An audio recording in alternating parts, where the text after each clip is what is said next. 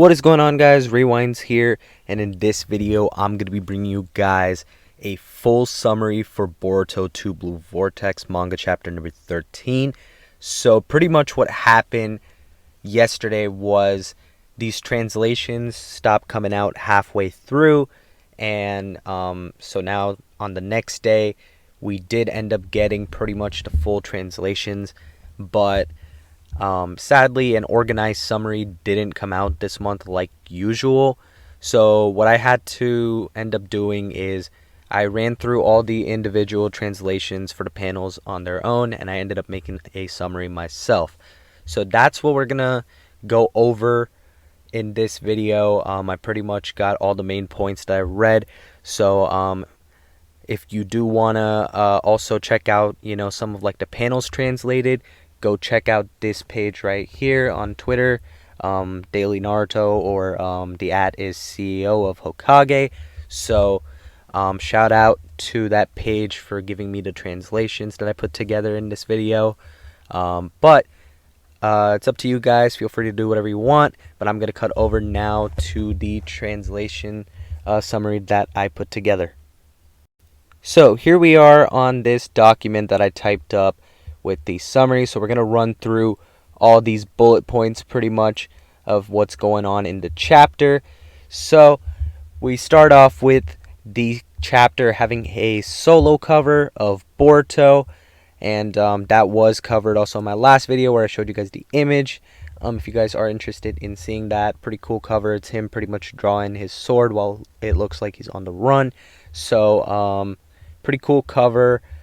I'm a fan of it. Sadly, no title revealed yet for this chapter. At least I didn't find one as the making of this video.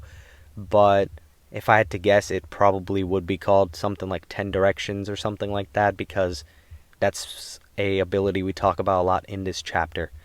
So, page 1 of the chapter shows Jura calling Boruto amusing and says that it's a shame that he has to go.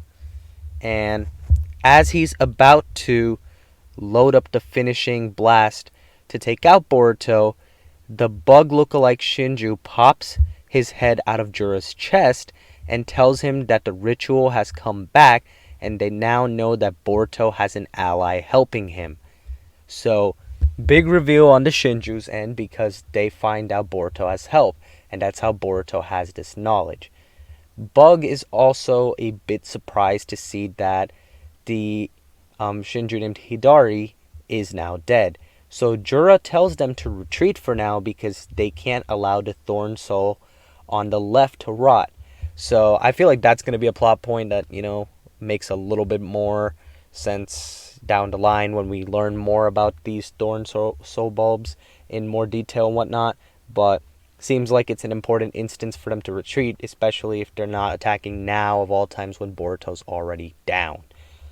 So, he also says, it's as though the heavens are urging you to stay alive. Is this what they call divine intervention? And that's the quote from Jura. I do want to also quickly apologize. I did mix this up in my last video because I thought that the quote was from Koji, but it indeed is from Jura. I had just thought it was from Koji because he was referring to, I felt like he was referring to Boruto, being on the run for so long, and pretty much, how he got hit with the whole omnipotence thing. I thought everything surrounding that, that's what made me think that that quote was coming from Koji. But turns out it was actually in the present before the flashback, and it was by Jura before we cut to the flashback. So then we head over to this flashback where Boruto still has long hair, and pretty much what's going on here is that Boruto is on the run from Konoha Shinobi. So after that, what's happening is that he gets called by a frog, which is actually Koji talking to him, who tells him that he's surrounded by 20 of them, but there's no need to kill the innocents, and that he assures that to Boruto that he is indeed not a foe. So Boruto is told by the frog to put his hand on him, and that they'll go somewhere else to talk. Koji then uses the reverse summoning to reverse summon Boruto to his location. Koji ends up telling Boruto that they're outside the land of Wind now and in one of Orochimaru's abandoned hideouts, and that the frog he was talking to is indeed a scientific ninja tool. Boruto ends up asking him who he is, and Koji responds by showing him a mask, which gets Boruto to remember who he is. And that's when it hits Boruto, saying, pretty much that, hey, I could never forget your face, especially after you're the one who killed Old Man Ao, and you also took out Konohamaru as well. And Koji ignores, that little statement by him for the moment, and ends up asking Boruto instead to verify the day he was born. So Boruto asks Koji if he actually knows about omnipotence, and Koji says he doesn't exactly know, but he is aware of the consequences that were brought by omnipotence, and Boruto being chased out of the village and everyone's memories of him and Kawaki being altered. Those are things that Koji is now aware of. So that itself is already a big surprise to Boruto, because he hasn't been able to talk to, anybody like that, because he's been on the run and everybody's memory of him has been completely different. So Boruto asks Kashin Koji, how is this jutsu not affecting him? And Koji responds to this by saying that he knew in advance that this would happen. Koji also apologizes to Boruto for fighting him in the past, even though it was a move he had to do to outwit Ishiki. So there's his apology there, kind of get him on a little bit of even footing, so no hard feelings and all that for the moment, so they can move on to the bigger picture here. And Boruto ends up responding to that apology by saying, he understands because he's a shinobi too, and he gets, the weight of a mission. And honestly, I'm really glad he said that, because this shows you how much Boruto has really matured. He was already maturing so much when it came to, this whole mentality of the shinobis to begin with, even before we had this whole time skip gap. But it just goes to show you, how much his mindset has really changed. So then, pretty much what happens next is Koji ends up saying that he was prepared to die in his battle with Ishiki, and had actually accepted his death after seeing Ishiki's power. And he had thought that he had completed his goal, which was taking out Jigen. But then, we then get this panel of some potential futures, or pretty much some potential future events that Koji ends up seeing. This, some of what he had seen included Ishiki's death, Code's limiters being removed, as well as Ida's omnipotence actually happening. So he also saw a vision of 5 Shinju. Currently, we have seen 4 of them, and then there's a new one, and this Shinju is actually one that looks like Shinki. So this is also crazy stuff. This was something I had talked in one of my leaks videos, but I think that if we do get this Shinki Shinju, it's going to be pretty crazy, because we know Boruto has a relationship with Shinki from like that Chunin exams, that little rivalry they had, and the anime, of course, expanded onto that a little bit more. But it would be crazy to see, what's going on in some of these other villages. So this happening to Shinki would be some crazy stuff. It would be interesting, of course, to see these other Kage again as well. So definitely we're going to be going in an interesting route if this Shinki Shinju appears, because if that happens, I'm pretty sure we are going to get a little bit of a flashback to what exactly transpired with him, and along with like the whole Sand Village as well. Me in particular, I'm definitely excited to see what Gaara's reaction to all of this was. So, getting back to this, Koji ended up realizing that after seeing the visions that he had to live to protect the planet. He says that his confidence with this ability grew after he compared some of the visions he had seen with the reality that actually happened. So pretty much what I'm getting from this is after he saw, for example, that Naruto versus Ichiki fight, as well as, the whole omnipotence thing that occurred, that really made him feel more confident about this vision thing he saw. And after that, he felt, a lot more convinced of this ability. So he also says, though, that he only just felt convinced about omnipotence after talking to Boruto himself, like, how it actually worked out. Boruto then asks him how he got such a power. Koji responds to this by asking Boruto if he has ever heard of Shibai Otsutsuki. Boruto says that Shibai's... Well, not Boruto says, my fault. Kashin Koji says that Shibai's cells were transplanted into all of the Kara members with the hopes of manifesting a Shinjutsu, but whether you got those powers or not depended on your luck. So, for example, Boro and Delta's powers never awakened. Koji, however, got it at the moment of, near his death in that battle against Ishiki. Code, on the other hand, got claw marks. Damon got his reflection, and Ida got quote-unquote godlike powers. So, 4 of the 6 have awakened. Boro, as we know, is dead. And Delta, this is actually very interesting that they bring this up, because I wouldn't be surprised if in a future plot point, Delta awakens her powers as well in some sort of situation. I feel like this, little tidbit is being thrown in there, of course, to explain Koji's thing, but I do feel like something could happen with Delta as well. At least that's how I'm feeling about it. So, going forward, pretty much after he explains this, he says that the power to see all futures is his ability, and he calls it, or it's called, 10 Directions. And that's what I was saying, I think the chapter might be titled. He discusses some alternate futures with Boruto next, by saying there's this future, for example, that he had seen where Naruto ended up dying to Ishiki. Ishiki then reincarnated in Kawaki's body, and he destroyed the planet through the divine tree. So that's, one of the grim endings of one of the futures that could have happened, but did not happen in this main timeline we got. In another reality, after Naruto had vanished, thanks to the whole Kawaki thing that's happened in the current timeline as well, Kawaki actually ended up killing Boruto and Sarada in this timeline.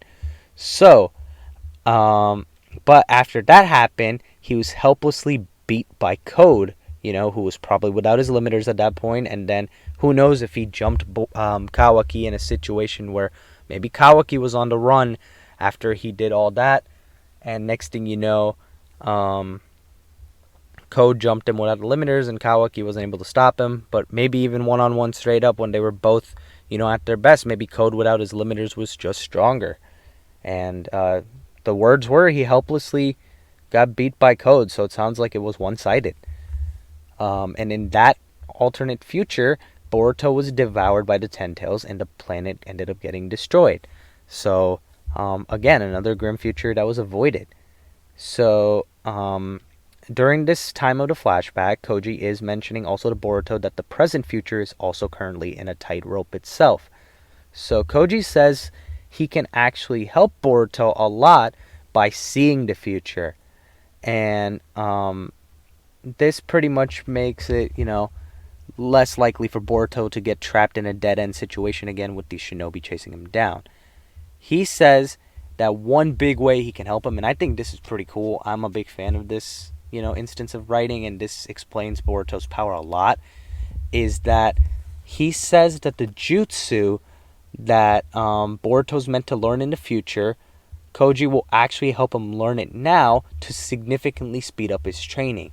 And that makes so much sense of how Boruto, even though of course he was on the run this whole time and life is rough, so of course he had to get a lot stronger. That explanation itself was already enough for a lot of people, but this really explains it more of how he learned all these techniques so quick, especially when, Sasuke got taken out of the picture about a year into the running. So, pretty much, Koji shows him some of these jutsu that he had seen in the future, and Boruto speeds up his training like that.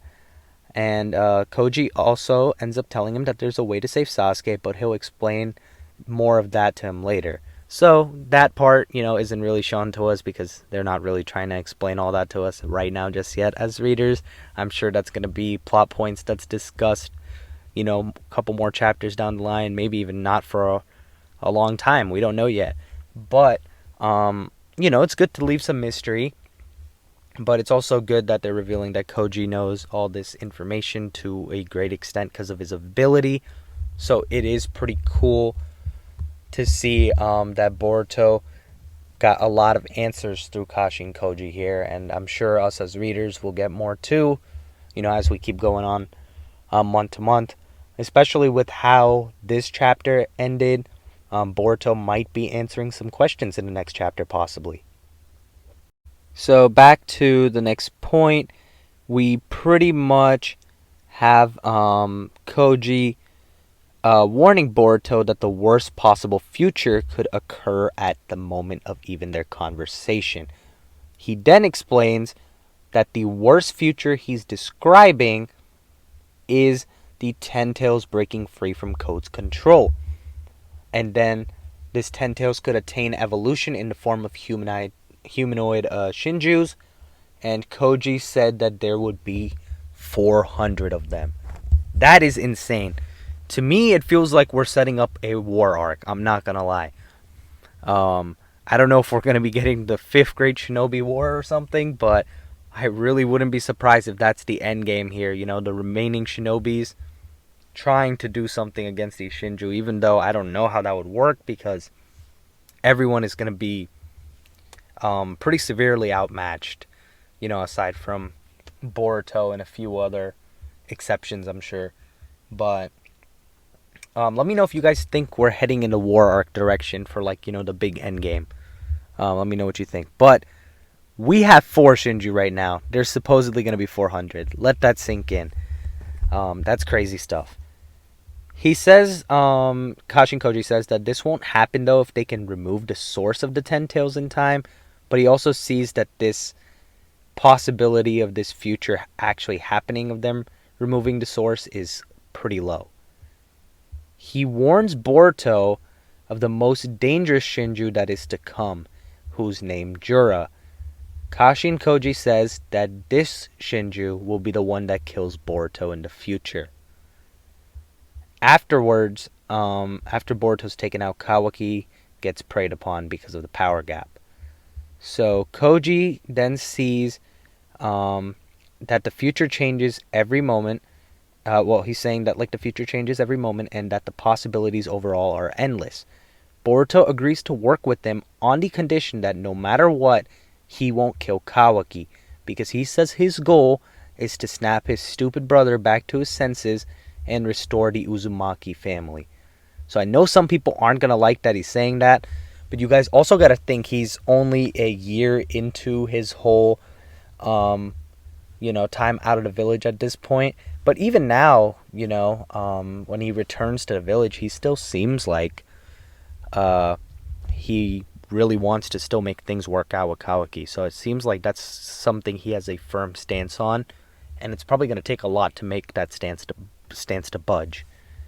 So, yeah. So then what happens is that Boruto does tell Koji, though, that he will take care of the Ten Tails in code, which then leads us back to the present where Konohamaru is checking in on Sarada, saying that she avoided bone damage, but she has some nerve damage. Himawari then on the next page wakes up and rushes over to Sarada and ends up healing her. Konohamaru is shocked to see how instantly Sarada was healed. She then sees Boruto on the ground hurt, who Sumire ends up telling her to go and heal, but Kawaki tells her not to. Kawaki then ends up expanding by saying he's not telling Himawari to not heal, quote-unquote, it, but for Konohamaru to do something first. Konohamaru then goes to proceed to cuff Boruto with shackles that were apparently made by Amado to prevent any usage of jutsu, and supposedly these shackles were made specifically for Boruto. So yeah, it seems like they've come up with a quite the useful device to stop, someone of Boruto's power. And seems like this was their main opportunity to use it. And of course, Kawaki is going to point that out. And it seems like, of course, we got to understand that these are the village orders, so Konohamaru is doing what he's got to do as well. Hokage orders are Hokage orders, so they got to do what they got to do.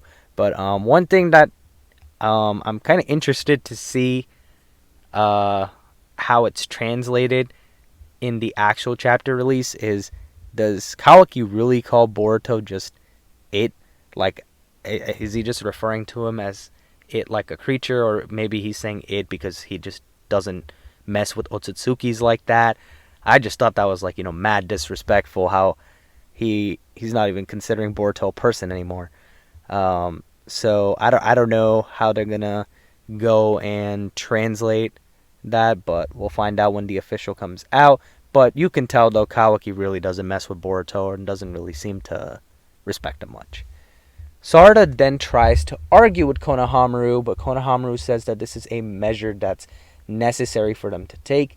So this leads us over here to the last couple points I have about this chapter, which is Kawaki reaches down by Boruto's neck and picks up a toad. But the toad then ends up vanishing out of Kawaki's hand. So next what happens is we head over to the Shinju hideout, and the Thorn Soul Bulb is actually brought back to the hideout, and Hidari ends up getting revived by the tree. So we know Boruto is capable of killing Hidari, and we got to see it, but some people did think his death was a bit premature, and for the people that did think that, there you have it. Hidari is back, and it's because they recovered that Thorn Soul Bulb. So Hidari is back. I feel like the end game for Hidari is still going to be something having to do with Sarada defeating Hidari. And, probably Sarada is going to be the one who rescues Sasuke at the end. Or it might be a Boruto-Sarada team up again. Something, along those lines. But Hidari is indeed back. And the next big thing to note at the end of this chapter, which leads us into the cliffhanger, is that as Hidari is revived, a new Thorn Soul Bulb also seems to be coming out. And at the same time, it's being said that a new Shinju will be born soon. Jura is currently thinking of a name, and that's where the chapter ends. So my guess is that this new Shinju is going to be that future that was seen of this being Shinki. That's my personal guess. Let me know what you guys think, but it's possible because, for example, we didn't have the other two Shinju that were around, head over to Konoha. Maybe one of the other two, or maybe both of them, headed over to a different part of the world and, tried to do a little bit of expanding over there, or maybe, Code, off screen right now is doing, some attacks in another area with his clawgrams. I don't know what his motive would be behind that, but we do know that he's lost control of these things, right? So more than likely, so one of the Shinju probably did that, and they probably got Shinki. That's what I'm gonna guess ended up happening, but I could be completely wrong. Maybe next month we're gonna see a completely different character than Shinki revealed as the next Shinju. Let me know if you guys think it's going to be Shinki or if it's going to be someone else. But regardless, that's going to wrap up this summary. I hope you guys did enjoy. It did take me a decent bit of time to put together, but I really did want to organize something, a little better rather than just, rambling on about some of the points from the translations, going back and forth. So I thought this would be a little better. So hopefully you guys did enjoy. I'm going to wrap up this one. If you guys did enjoy the video, be sure to hit the like button and subscribe to my channel if you guys are new. And as always, I hope you guys have a good day or night whenever you guys are watching this video. I'm Rewinds, and I'm out.